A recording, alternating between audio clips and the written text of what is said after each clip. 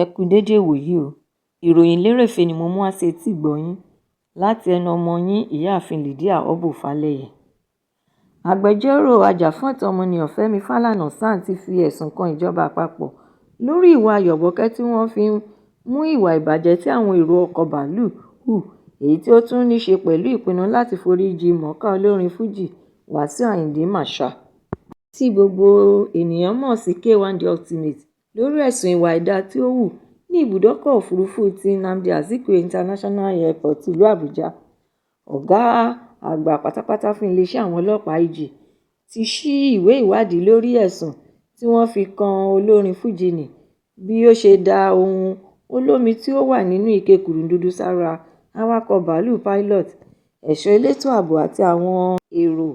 ọkọ̀ òfurufú kọ̀ọ̀kan ní ibùdókọ̀ òfurufú kí ó tó di wípé gbogbo ìwádìí ẹ̀sùn àti kíkọ ìwé ẹ̀sùn tí wọ́n ṣí náà parí. Ní ìjọba àpapọ̀ ti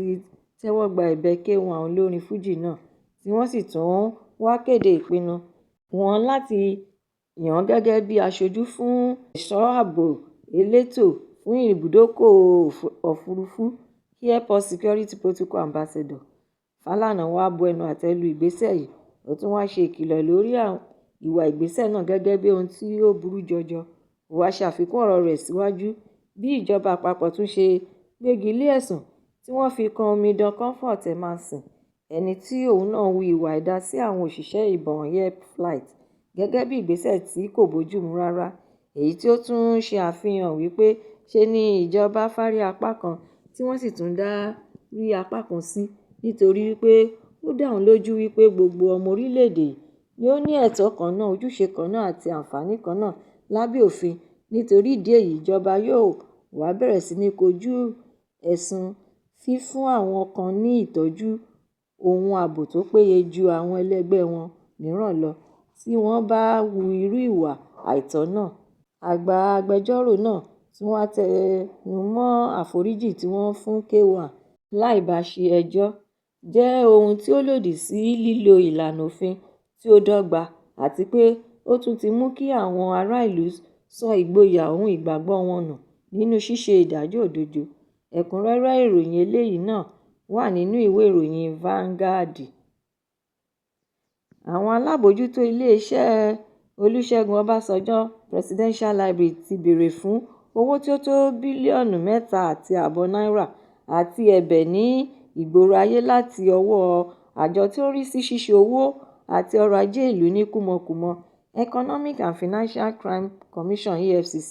Ọ̀rọ̀ yìí jẹyọ látàrí ẹ̀sùn tí wọ́n fi kan àjọ EFCC nípa bí wọ́n ṣe ya lu ọgbà ilé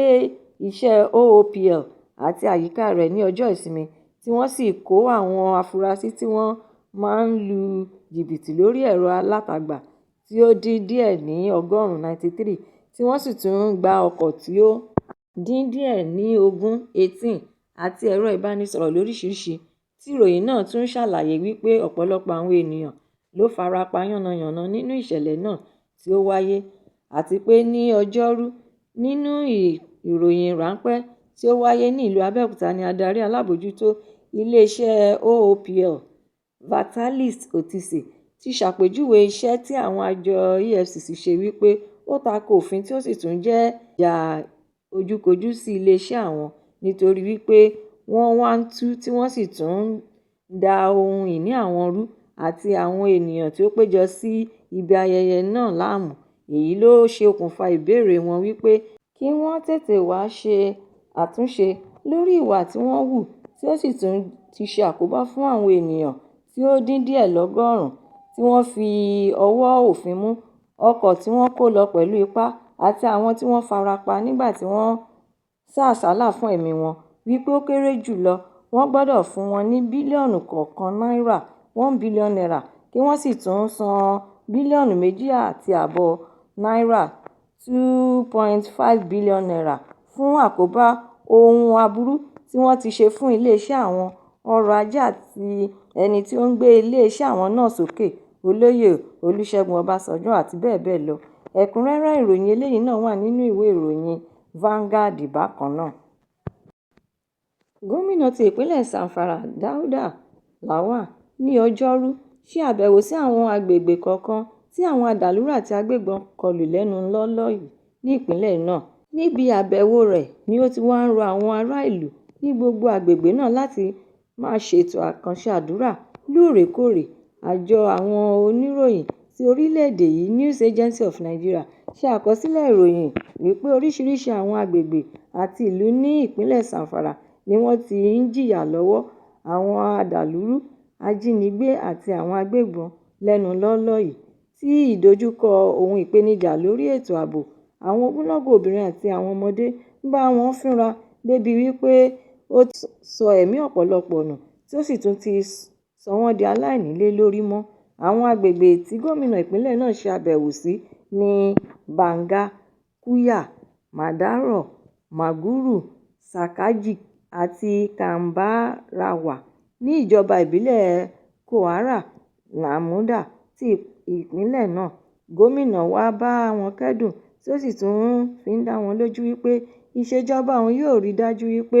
òun kojú àìní ààbò tó péye tí ó ń bá àwọn agbègbè náà fínra. Ó tún jẹ́ kí ó di mímọ̀ fún gbogbo àwọn agbègbè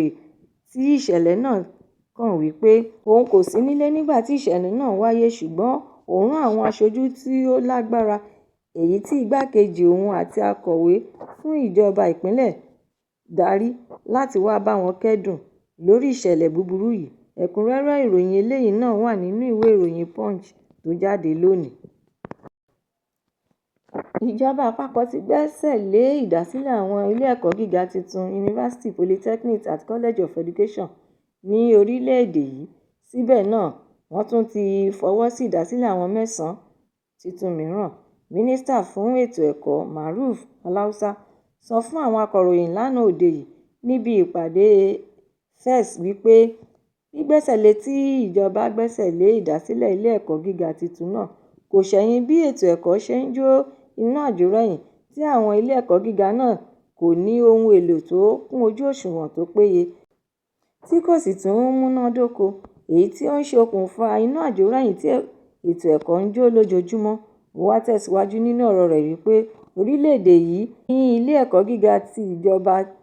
èyí tí à ń pè ní Federal University tí ó tó 72, 42, 42 Polytechnic àti 28 Federal College of Education, èyí tí ó tún jẹ́ àfikún sí 100 ti aládàáni àti ti ìpínlẹ̀, àti àwọn ilé ẹ̀kọ́ tí ó jẹ́ wípé wọ́n ní ètò ẹ̀kọ́ pàtàkì tí wọ́n ń ṣe, àwọn bíi ilé ẹ̀kọ́ fún ilé iṣẹ́ àgbẹ̀, ètò ìlera àti ẹ̀kọ́ àwọn nọ́ọ̀sì, College of Agriculture, Health Science and Nurses. Alhassan wá ṣe àfikún ọ̀rọ̀ rẹ̀ wípé ìpèníjà tí àwọn ń kojú lórí ilé ẹ̀kọ́ gíga ni pé àwọn mìíràn nínú wọn kò ní ohun amáyédẹrùn tí ó dára, àìní òṣìṣẹ́ tó àti ọ̀nà ẹ̀bùrú tí wọ́n fi ń gba àwọn akẹ́kọ̀ọ́ wọlé.